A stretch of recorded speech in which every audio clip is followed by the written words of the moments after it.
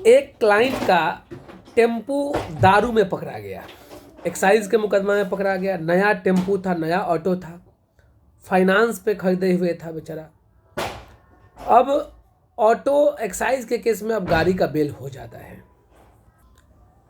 DM के द्वारा नियुक्त कंसर्न मजिस्ट्रेट के यहाँ एक फॉर्म भरने पर जो इंश्योरेंस वैल्यू है, इंश्योरेंस वैल्यू का शायद 20% या 10%, 20% या 10% से कम नहीं और 50% से अधिक नहीं, जो कंसर्न मजिस्ट्रेट फाइन कर देते हैं उतना फाइन जमा करने के बाद बेल हो जाता है।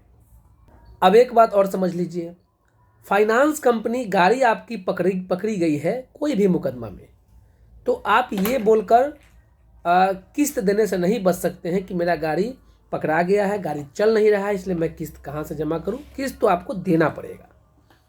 यही बात मैं अपने मुवक्किल को समझाया। मुवक्किल मेरा तैयार हो गया, अब आया और वह पूरा प्रक्रिया से गुजरने के बाद पैसा जमा किया। लास्टली में बैंक में पैसा जमा करना था।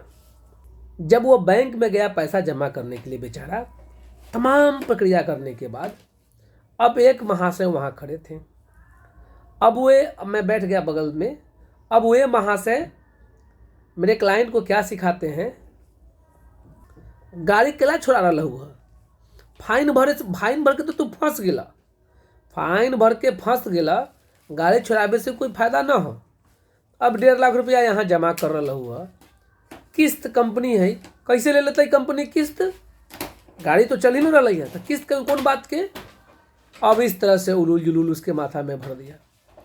फिर पुनः उस क्लाइंट को समझाने में मुझे 1 घंटा लगा और मैं कहा उस क्लाइंट को कि आप पैसा तो अभी आपके हाथ में है, यदि उसका बात सुनना है तो आप पैसा मत दीजिए, किस्त तो देना पड़ेगा भाई साहब, किस्त तो देना पड़ेगा। आप फाइन भरो ना भरो, गाड़ी छुड़वाओ ना छुड़वाओ।